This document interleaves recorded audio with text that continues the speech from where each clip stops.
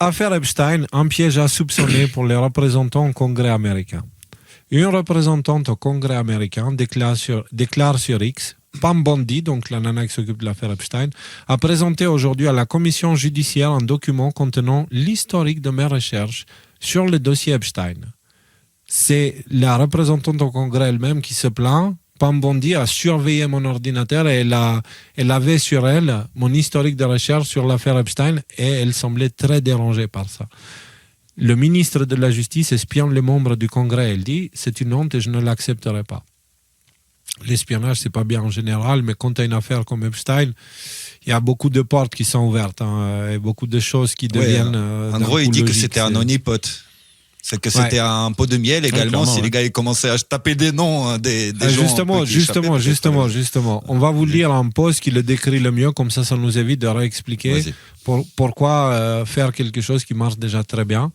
Donc, Pam Bondi vient de jouer le plus grand piège de l'histoire politique et le Congrès est tombé droit dedans. Hier, la procureure générale Pam Bondi a comparu devant la commission judiciaire de la Chambre des représentants. Audience de contrôle standard, question de routine. Puis, elle a sorti un document intitulé « Jayapal Pramila, historique de recherche ». La salle est devenue silencieuse. Voici ce qui s'est passé. Le ministre de la Justice a donné au Congrès accès au dossier non expurgé d'Epstein cette semaine. Chaque membre a reçu son propre identifiant, son propre ordinateur, sa propre session. Ce que le Congrès ignorait, c'est le fait que le ministre de la Justice suivait chaque recherche, chaque nom qu'ils ont cherché, chaque document qu'ils ont ouvert, chaque fichier qu'ils ont téléchargé, tout enregistré. Et Bondi a apporté les preuves à l'audience. La panique a été immédiate. La représentante Jayapal a qualifié cela d'espionnage des membres du Congrès. Le représentant Raskin a accusé Bondi d'abus de pouvoir flagrant. Le représentant Moscovitch a déclaré que c'était suspect et inapproprié. Ils sont furieux. Mais voici la question que personne dans les médias ne pose. Pourquoi ont-ils si peur de leur historique de recherche ? Si vous recherchez des preuves de crimes contre des enfants, vous seriez fier de cet historique de recherche. À moins que vous ne cherchiez pas des preuves, à moins que vous ne recherchiez votre propre nom. Le génie du piège, réfléchissez-y. Bondi n'a pas simplement publié les fichiers, elle les a publiés sur des ordinateurs surveillés. Tous les membres du Congrès qui se sont précipités pour consulter les dossiers ont simplement révélé au ministre de la Justice qui ils essayent de protéger, quel nom les inquiète, quelles connexions ils essayent de vérifier.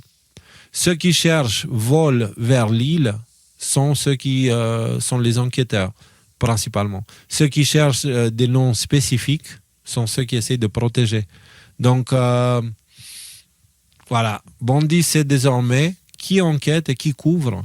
Et elle leur a montré qu'elle savait, devant les caméras, avec le sourire. J'ai deux, trois trucs à rajouter par rapport à tout ça. Vas-y. Voilà, l'histoire est clairement expliquée. Bon, sur le déroulé, il n'y a pas vraiment de choses à ajouter. Ceux qui vont crier, oui, c'est un scandale, c'est un truc pour la démocratie, etc., je voudrais leur remettre en tête les 4 années de mandat Biden qui se sont passées, où tous les coups ont été faits contre Trump et contre ses soutiens. Et vas-y que je te publie tes déclarations fiscales, et vas-y que je te fais que je rentre chez toi là et que je fouille tous tes placards, tu sais, le raid de Mar-a-Lago, etc. Donc ils ont tout fait. Vous vous souvenez qu'est-ce qu'on disait à ce moment-là ? On disait oulala, il va y avoir un retour de boomerang. Maintenant il y a un précédent qui a été établi. Donc le précédent qui a été établi, les multiples précédents qui ont été établis, c'est tous les coups sont permis. Vous pouvez faire tout ce que vous voulez. Vous pouvez faire débarquer le FBI qui souhaite à 4h du matin la maison d'un ancien président. Pour rien, pour pas de raison, c'est bon, ça marche. Vous pouvez même mettre en place, comme ça avait été le cas, mettre des faux documents, des faux dossiers et prendre des photos que vous publiez dans le Wall Street Journal. Rappelez-vous. Donc tous les coups sont permis. Donc à qui va dire oui, c'est un scandale ? C'est vrai que c'est pas très fair play comme move ce qu'elle a fait, Pam Bondi, mais en même temps, c'est pas une question de fair play dans cette histoire-là. Moi, ce que je comprends aujourd'hui, c'est que il y a certaines portes qui sont ouvertes. Ça, clairement, c'est de l'abus de la part de Pam Bondi et de ceux qui enquêtent dans cette affaire, parce que c'est pas quelque chose qui se fait. Mais dans le contexte actuel, il y a des choses qui deviennent inévitables. Et il y a des choses qui, maintenant, sonnent raisonnables. Parce que le contexte est tel. On a créé une causalité où on ne peut pas échapper à ce genre de choses. Et c'est pas que... il y a une excuse très grave là. Parce qu'on parle de trafic d'enfants, on parle de crimes contre les enfants, on parle de trafic d'influence internationale, de trahison, de machin, de plein de choses. L'affaire est tellement grosse que ça peut justifier ça, tu vois. Et le truc, c'est que ce que j'essaie de dire, c'est qu'il n'y a rien d'illogique dans tout ça, mais c'est le scénario de l'ensemble qui est foutu, en fait, qui est malade. Tu vois ce que je veux dire? Mais je suis tout à fait d'accord avec toi, Léo. Maintenant, il y a plein d'ennemis là qui veulent s'opposer à ça. Et ces ennemis qui vont râler, on va pouvoir vous dire, ah mais regardez ce que vous avez fait quand vous étiez au pouvoir. Et quelque part, ça justifie en partie ce petit truc, qui est une petite justification, entourée de tout un tas d'autres justifications, qui explique la présidence de Biden, les 4 années qu'on a passées, où on avait l'impression que, attendez, qu'est-ce qui est en train de se passer? Notamment pour ce genre de choses. Mais le truc, c'est que ça nous met dans une situation où des gens démocratiquement élus peuvent être surveillés. C'est-à-dire, c'est une boîte il y a plein de boîtes de Pandore qui sont en train d'être ouvertes en même temps là. Vraiment. Tu vois, et ça, on doit le garder dans la tête. Je redis, attention, je suis pas en train de dire c'est une bonne ou une mauvaise chose. Je suis en train de dire que c'est une chose inévitable. On a poussé la réalité avec une causalité qui nous emmène dans une situation où il y a certaines choses qui jusqu'à-là étaient inacceptables et qui progressivement vont commencer à devenir de plus en plus. Et ce n'est pas... Tu peux dire qu'il y a quelqu'un qui a un plan derrière pour faire ça, etc., etc. Moi, je vois ça plutôt comme l'humanité avance vers la prise de conscience de la direction qu'elle a suivie pendant des siècles et des milliers d'années, tu vois. Et se rendre compte que c'est pas la bonne direction. Pas du tout incompatible. Hein. Je suis d'accord avec tout ce que tu dis là sur ce truc-là. Il y a quand même quelque chose que je voudrais ajouter par rapport à tout ça, c'est ce que je mentionnais tout à l'heure. J'ai un peu tweeté cette semaine, notamment sur il y a quelqu'un qui avait mis des mails qui impliquaient Macron, donc des mails d'Epstein qui impliquaient Macron, qui étaient très très, si il était avéré que ces mails étaient vrais, et je dis pas qu'ils sont faux, mais s'il était avéré que ces mails étaient vrais, ça aurait été très très dommageable pour Macron. Je les ai cherchés dans la base de données, ils y étaient pas. Du coup, je me suis dit, c'est un fake, Viginum, Disarm et compagnie. Les gens m'ont dit, attention, il y a plein de gens qui disent, les emails sont en train de disparaître. Ah bon? Effectivement, il y a plein de gens qui disent ça. Je l'ai pu le constater moi-même, de mes yeux. Macron, le jour où j'ai cherché, il y avait, 187 mails. Le lendemain, j'ai recherché, il n'y en avait plus que 186. Donc, il y a une vérité, un fait qui est indéniable, c'est qu'il y a des informations qui sont dans cette base de données et qui disparaissent de cette base de données. Donc, là, plusieurs solutions.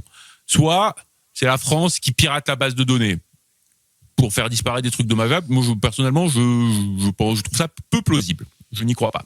Soit, ces emails sont utilisés comme un moyen de pression pour dire, t'as vu les emails qui sont là? Non, vas-y, enlève-les. Ok, on les enlève. Mais toi, en échange, tu fais quelque chose là.